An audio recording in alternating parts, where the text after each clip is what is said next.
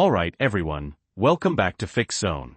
Today, we're diving into a quick and easy guide on how to check and update your Apple TV remote firmware. Let's get started. First things first, grab your Apple TV remote and navigate to the Settings app on your Apple TV. Okay, once you're in Settings, scroll down until you see Remotes and Devices, and click into that. Now look for Remote, you'll see a battery icon next to it. Click on that. This screen will show you your current remote firmware version. As you can see, mine is currently 0x33. Yours might be different. Now, there are two main ways to update your remote firmware. Method number 1. Simply place your remote close to your Apple TV box. Then, put your Apple TV into sleep mode.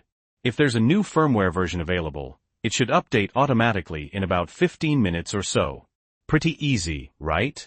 The second method involves updating your tvOS version. To check for tvOS updates, go back to the main settings menu. Scroll all the way down to System, and click into that. Next, find Software Updates, and click on that. Here, you have a couple of options. If you want your tvOS to update automatically in the future, make sure the Automatically Update option is turned on. This will download and install any new updates when your Apple TV is in sleep mode. If you want to manually check for an update right now, click on Update Software. Aha! As you can see, I've got a new tvOS version available, 18.0. It's already been downloaded.